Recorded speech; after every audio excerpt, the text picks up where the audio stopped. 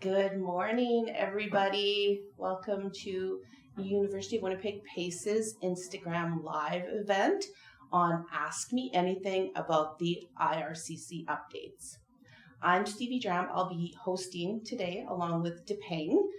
I work at University of Winnipeg PACE. I've been here for over 25 years, and in that time have seen a lot of changes.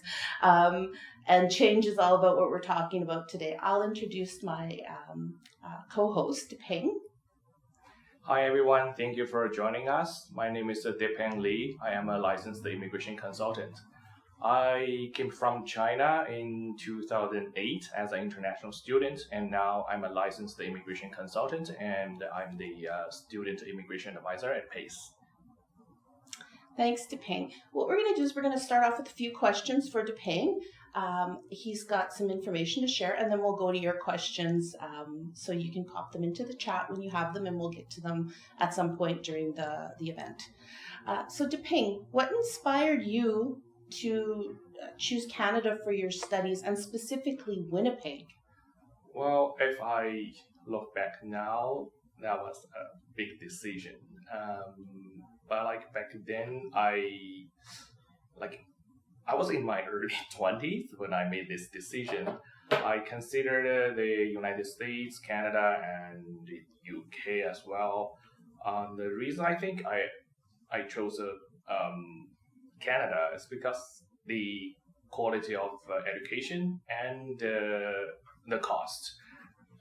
I think it's a good deal comparing with the high tuition in the US, and the quality of education is I believe that's at the same level. So that's the reason I chose Canada. And Winnipeg, affordability is a big reason. And at that time, I really wanted to explore Canada and North America. And when I look at Winnipeg's geographical location, it's right in the center of this continent. And I did some research, and I found that for example, within 3 hours you can fly to any major cities in Canada, and within even 4 hours you can fly to any major city in North America. And that's why I made this selection over 15 years ago. Yeah, well, our motto is the heart of Canada. That's the motto of Winnipeg, so you nailed that there. So what made you decide to stay in Winnipeg after you completed your studies? Yeah, after I finished my study here, I needed to prepare for the next chapter of my life. And one of the most important reason is Manitoba has a very student-friendly provincial nominee program, and I think without that provincial nominee program, I wouldn't be able to sit here talking to everyone. And I didn't make this decision in the first 2 years. I think after I spent 2 years here, and I feel people are friendly here, and life is affordable, and I think Winnipeg has everything I need, and it's a mid-sized city. I think it's very good for first-generation immigrants to settle down, to raise family. And I come from China. I really want to find a city at the right size, not that crowded, and but a city has all kind of a city service, the convenience of a city. And Winnipeg is just the right place, I think. Oh, wonderful. So, as we all know, there's been some concerns about Canada tightening its immigration policies. In your opinion, is Canada still welcoming to international students and immigrants? Well, no doubt Canada is still welcoming international students and permanent residents. Like as a licensed immigration consultant, I don't have like any concern about Canada's attitude, because I know this system so well, and in the past like 10 years, I saw like all up and downs. People may call it up and downs, and I don't see any change in Canada's attitude. Let me show you something here. I think this is the only paper I have for our audience today. So if you can see this, so on this side, I randomly picked up this page because it has all the changes IRCC made in 2018, like before the pandemic. As you can see, they make changes actually every week, and many changes like don't get media attention. But as a licensed immigration consultant, I need to follow all of these changes. So yeah, this time the changes got media's attention, and I saw some like media used some kind of like a scary title. I don't necessarily agree with them. Like, I think Canada is going to like welcome more students in a responsible way. So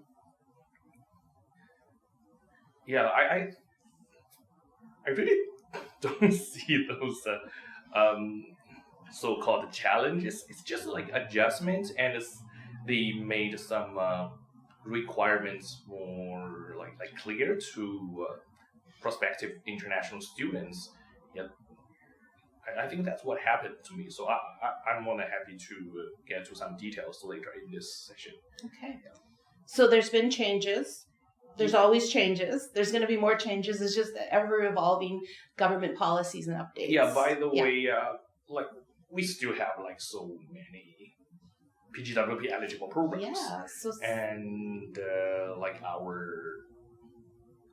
all our IT programs are still like eligible, and our marketing and PR programs, I believe, are aligned with the requirements, and we are just waiting for the government's confirmation. So we want to give students a responsible answer.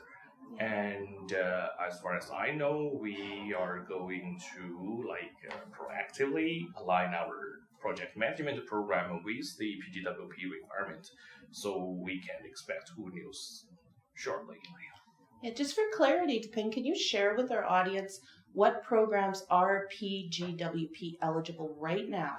Like at PACE, yes. Our PA program, Predictive Analytics, and AI, and our supply chain management are all like PGWP eligible. Financial management? Financial management, yes, we're waiting for confirmation on that one, and marketing and public relation. Yeah, these are, like, in my opinion, they are eligible, these three. Yeah, we just need a confirmation from the government. Like I just said, like PR will soon become, PM, and project management will soon become PGWP eligible. Great.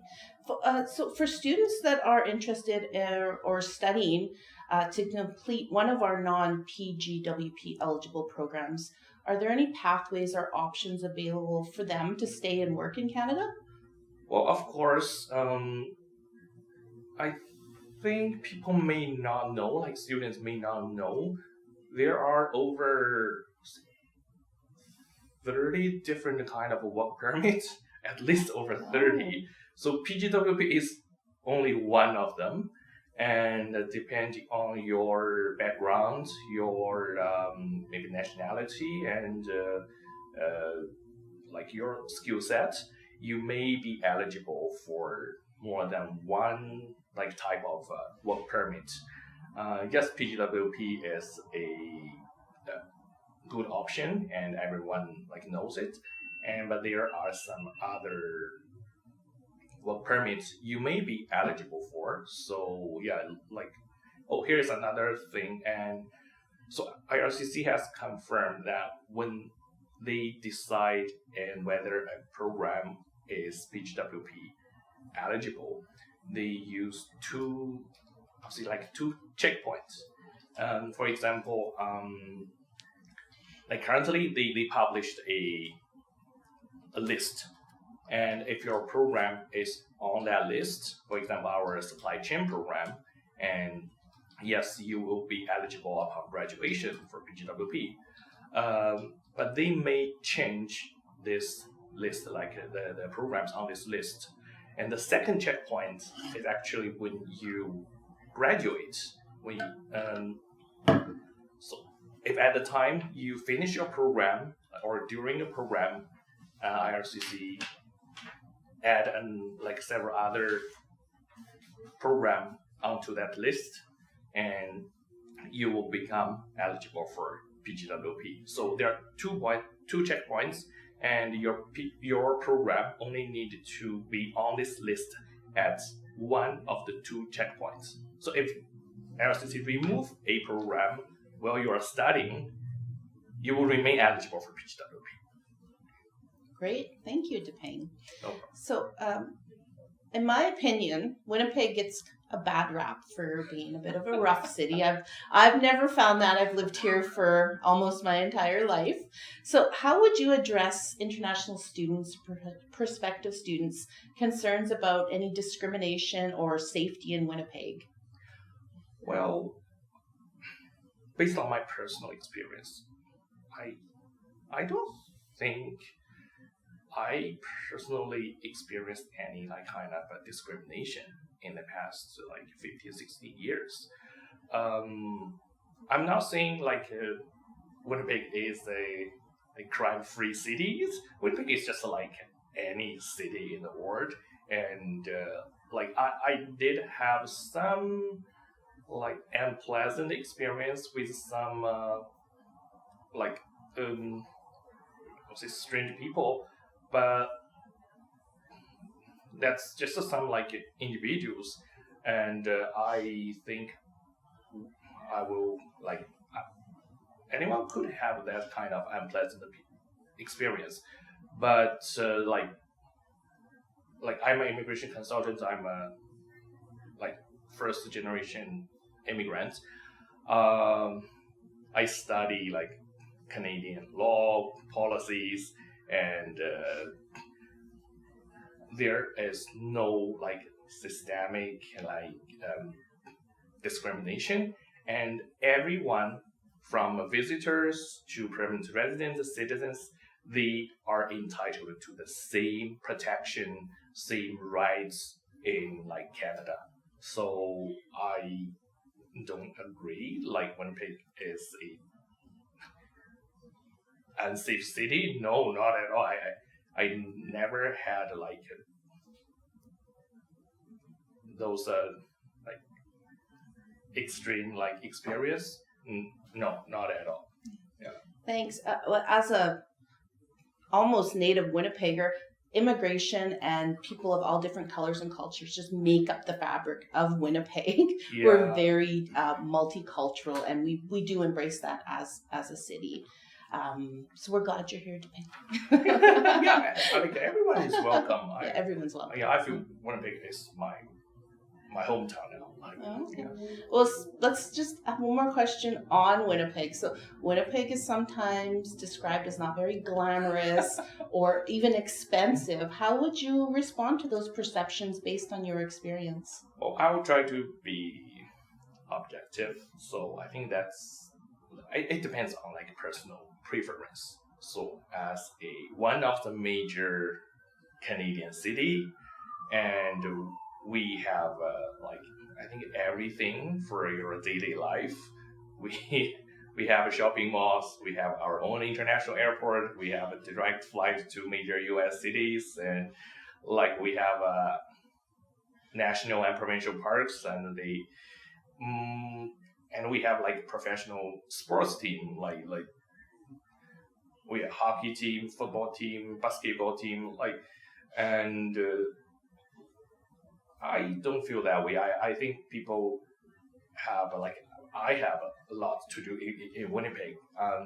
In the last 10 years, Winnipeg hosted a Women World Cup in 2015, and Taylor Swift came to Winnipeg twice, and those big names like Paul McCartney, and had a concert here in 2013, and those were like some unforgettable moments for myself. So I don't agree. Winnipeg is a city with like everything I think and we need, and that's my personal experience, I think. And that's great. So I'm seeing the stream. So I'm recognizing some names on the stream. So anybody who's from Winnipeg, Canada, can you send us some hearts on the Instagram Live? I want to see some hearts floating up. I think we will go to some of the questions now to make sure that we have time to answer them. So what's our first question? Let's just take a look. Okay, I don't know if you can answer this. It's about IRCC. What happens if you haven't heard from IRCC since November and school starts in January, but you paid your tuition in full?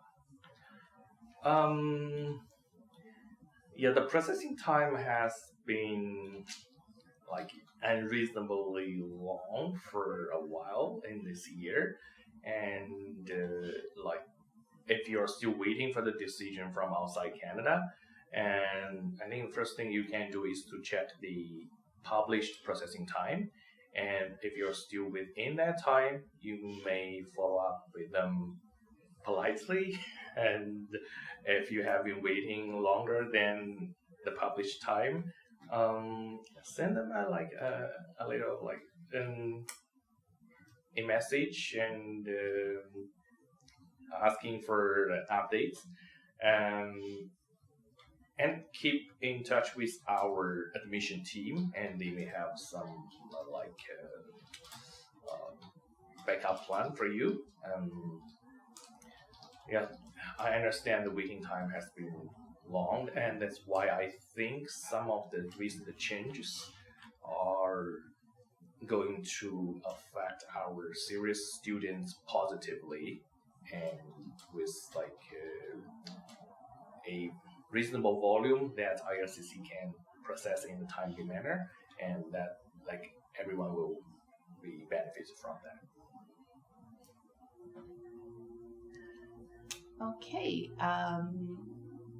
So you had a really good point. So always check with your admissions advisor. They're able to guide you through and give you information, and those processing dates on their website are really key to keep an eye on as well. Thanks, Depeng. Our next question is, my visa is stamped in 2023, and PACE gave me PACE gave me a deferral. Does all changes apply to my case? Good question. I would say no. All the recent changes, the cutoff days for those recent changes, the IRCC count the day you submit your application, not even the day they approve your application. So, like you said, your visa was issued in 2023. That means you submitted your application even earlier. So you are still subject to the previous policy, and no need to worry about the new policies. Okay, great. Question from Arnid. Will extending the study permit affect the PGWP? Yes and no. So, like, if you need to extend your study permit to complete the same program of study, the answer is no. But if you plan to take a second program after your first program, that may like that extension application may change something, but it depends on when that happens, and we will need to have the details to give an answer. Okay, so yes and no. Contact us for more details. Yeah. I think because it can change on your specific situation. Okay, next question from Photographer. Are there any master programs related to journalism, marketing, photography, or videography? I don't think I'm the right person Okay, to answer well, this question. we don't offer master's programs, but we offer something better, post-degree diploma programs. So we do have two programs related to kind of journalism marketing. So we have our public relations, strategic communications post-degree diploma, and our marketing management post-degree diploma. Our public relations is 1 year in duration, and our marketing management is 2 years in duration. And they give you really practical, hands-on, applicable skills, all taught by industry experts. So you have different instructors coming in every week, and they're really key to networking and learning the local industry. Okay, hello. This is from Vivisli. I'm sorry, can you go down? I'm not saying names right. Hello, I would like to know where I need to submit my CELPIP when I apply for my PGWP. It should be in the client or with my certificate. Oh, I will cover this in my today's immigration webinar for current students if you recently finished a program. Yeah, this is a very important question, so I can quickly answer here. So IRCC hasn't updated their system. So when you submit your PGWP application, make sure you upload your language test to, I think the client information space is the best option. Yeah, just upload it in that space, and yeah, you'll be fine. But make sure you include. Well, you may merge your language test report with other documents, but as long as you include it in your application package, and yeah, they will be able to see it. Okay, so somebody's asking, is financial management not eligible for the PGWP at this time?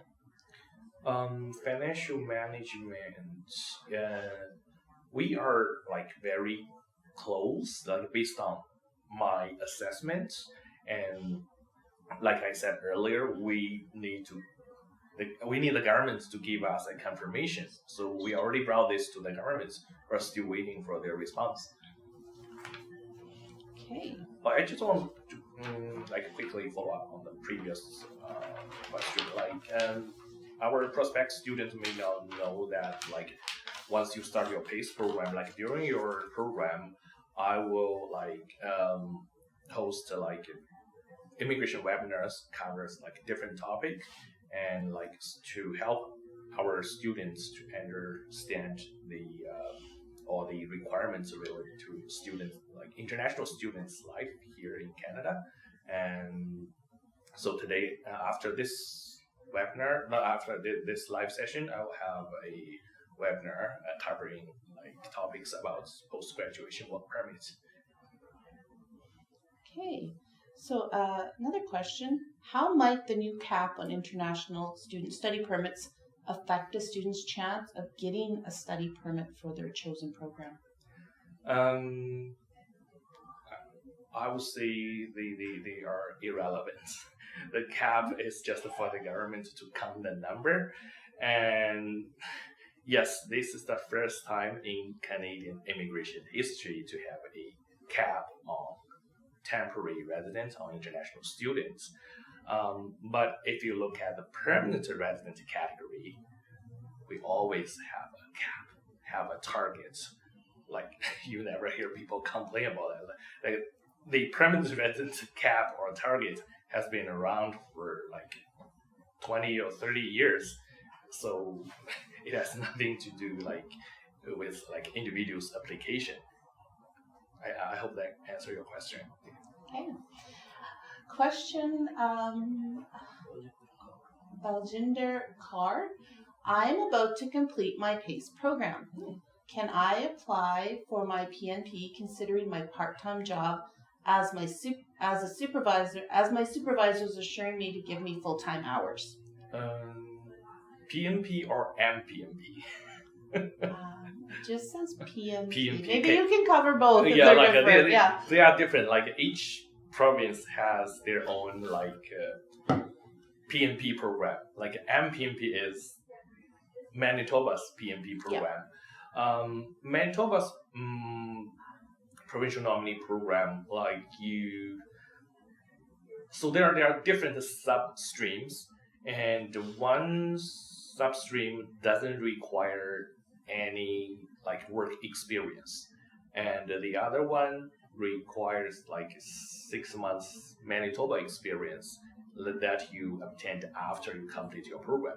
But there are some other PNP programs in a different province that accept part-time work experience and accepts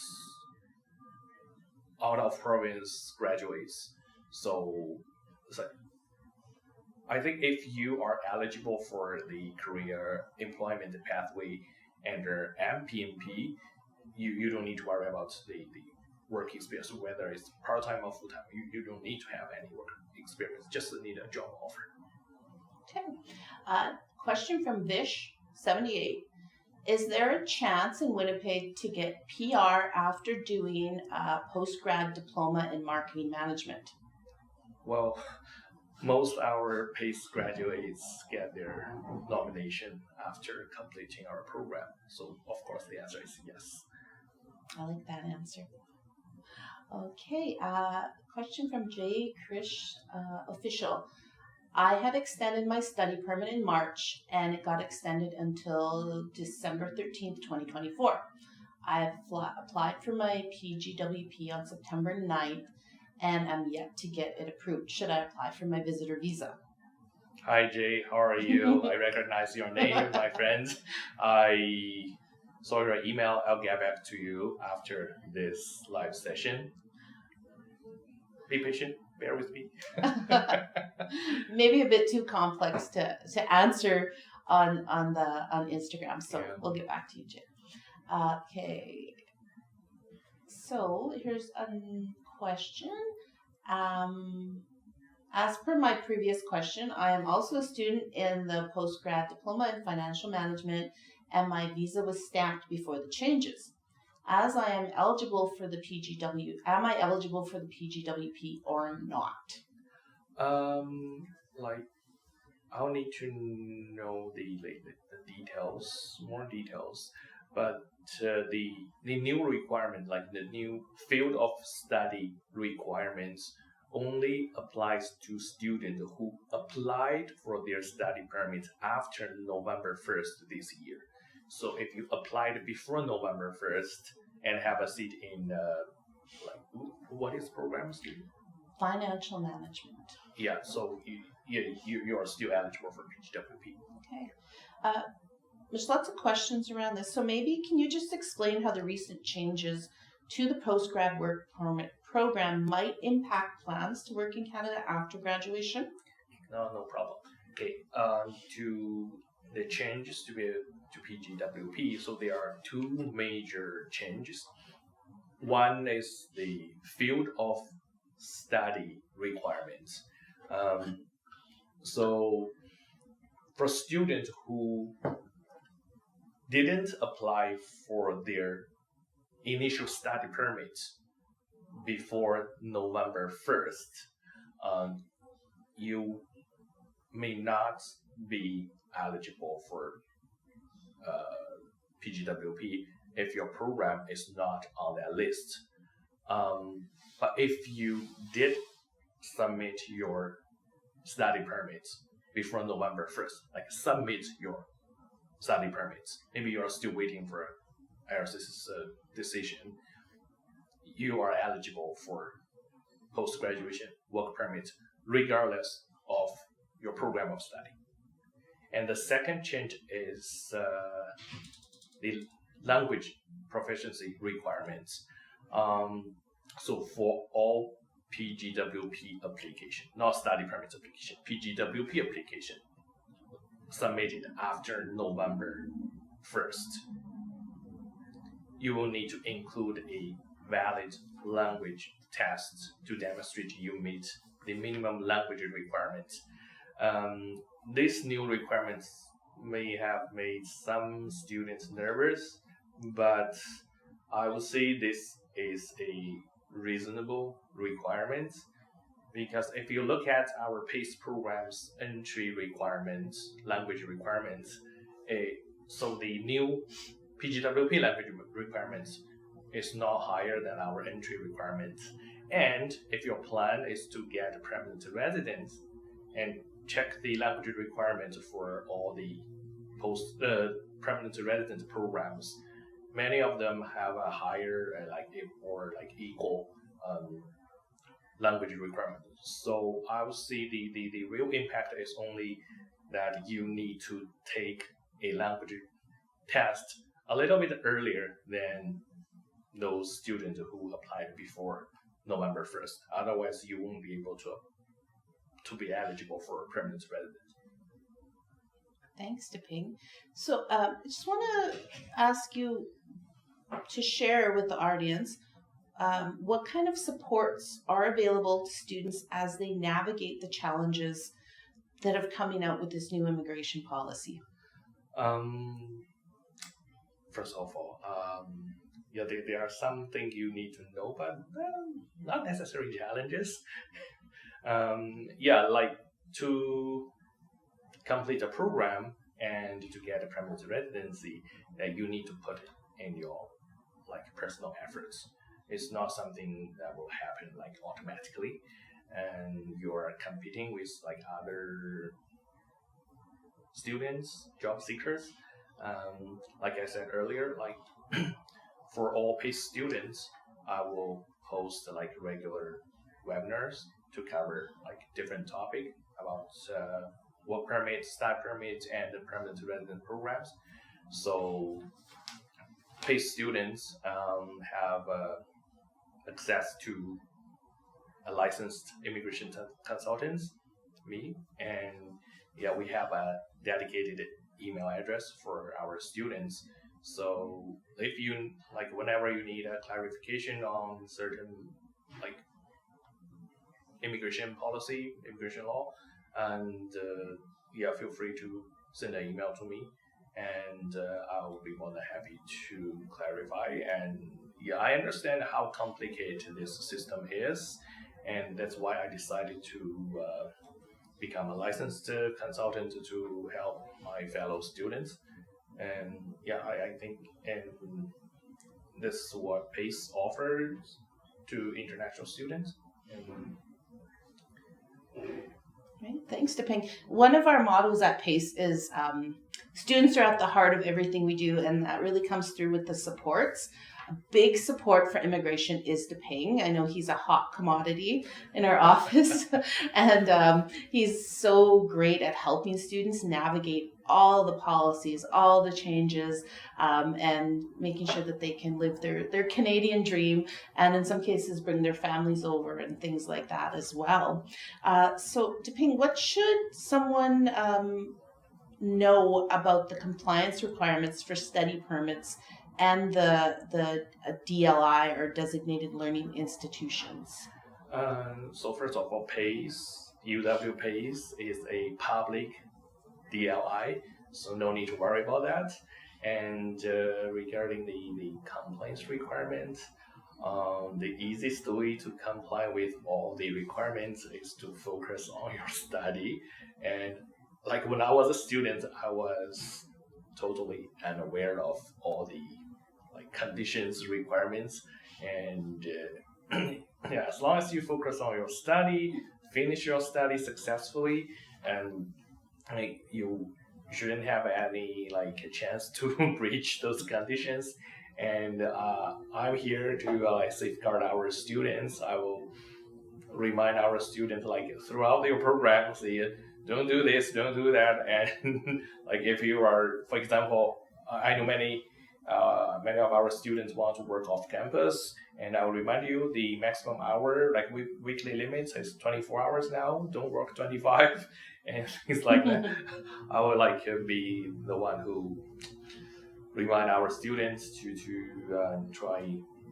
I always try my best to keep our students with like in the safe zone. And so another like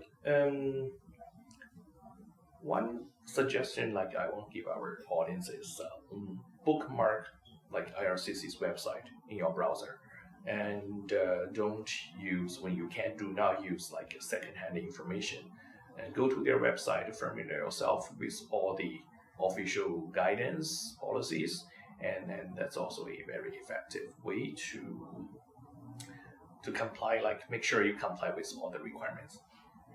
Okay, thank you, Depeng. Just a reminder, if you have a question, please put it in the comments so we can get to it. Another question for you, Depeng. What impact might recent policy changes have on the pathway to permanent residency in Canada? As a licensed immigration consultant, I will see that those changes will only impact those students who want to take a shortcut, who don't take their program of study seriously.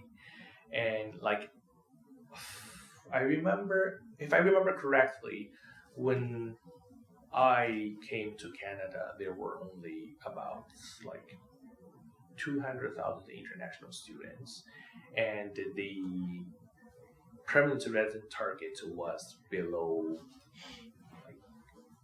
below 300,000. So nowadays people always try to associate with the number with the chance of successfully get a permanent residency. I think that's not true, and like the key point is to know the policy, to gain the skill and knowledge that Canadian labor market needs. And so if you find the right direction, it wouldn't be like a problem for like serious students. At PACE, I saw many successful cases. People learn the real skill, get a great job, and Winnipeg in Canada. And sometimes I feel sad to see our graduates move to a different province, but I'm also happy for them. And yeah, like so, like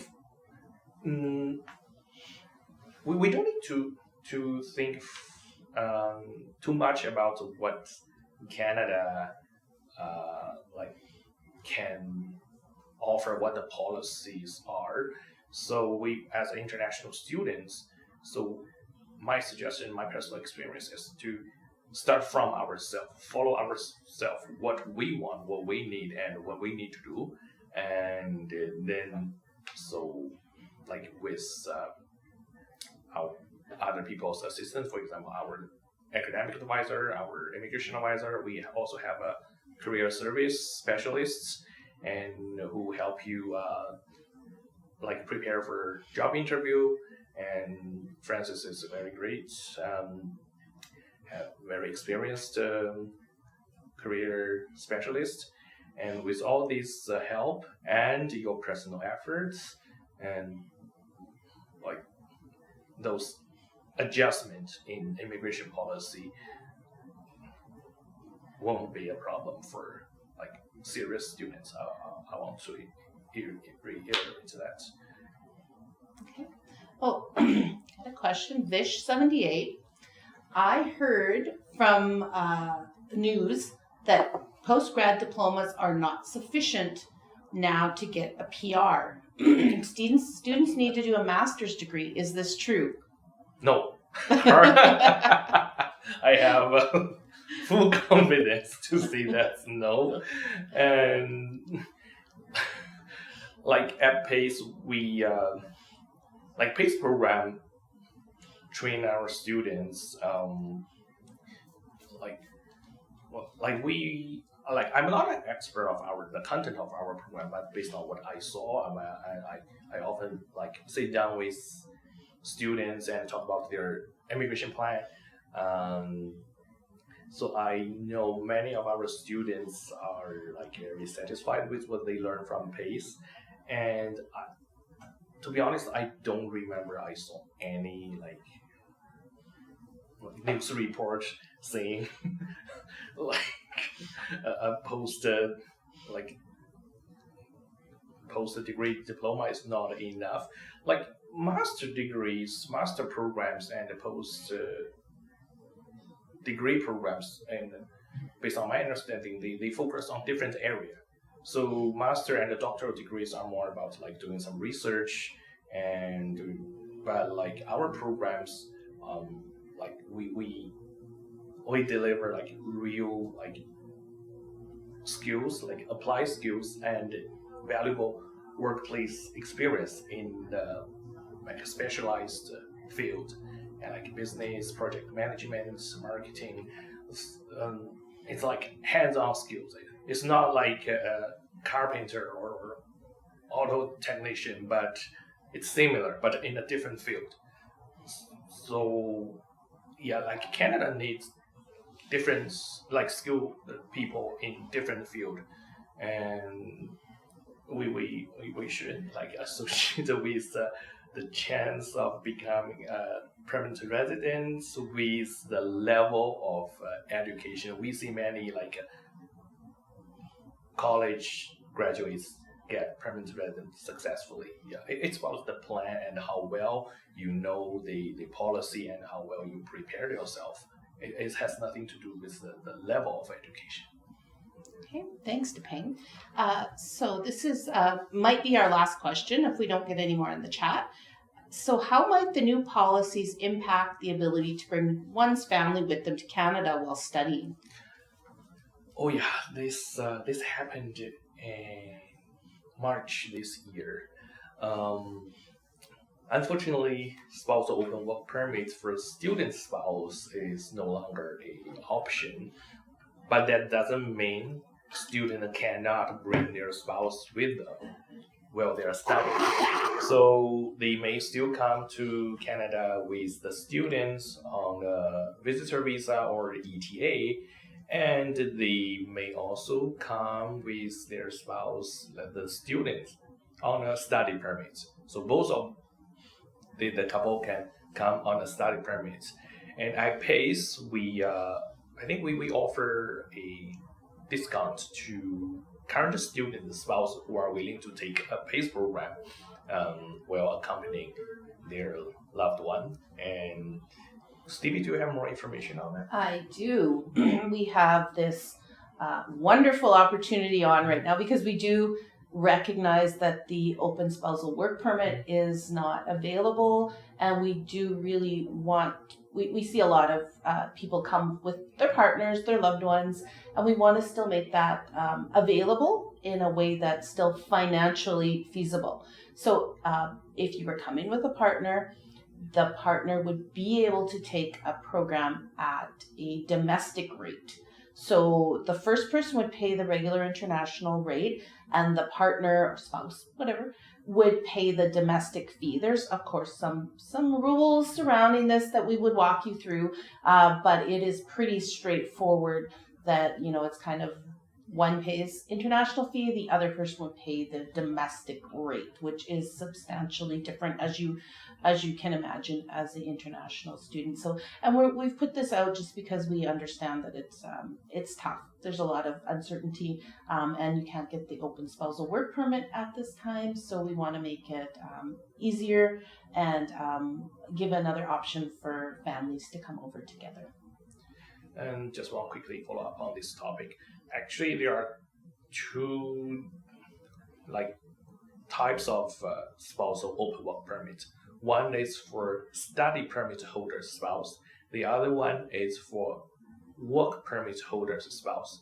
So when you finish your program and apply for your post-graduation work permit, you become a work permit holder, and your spouse may be eligible for the spousal open work permits depending on your employment status. So the door will open slightly later than it used to, but the spousal work permits option actually is still there. Yeah, just some additional information about spousal open work permits. Okay, great. Thank you so much, Depeng. You're full of great information, a great help to our students and everyone on the call today. That's the end of our questions. And remember, if you have any more questions, you can email us. Go to our website, pace.uwinnipeg.ca. And just a reminder, we need to give you a little disclaimer.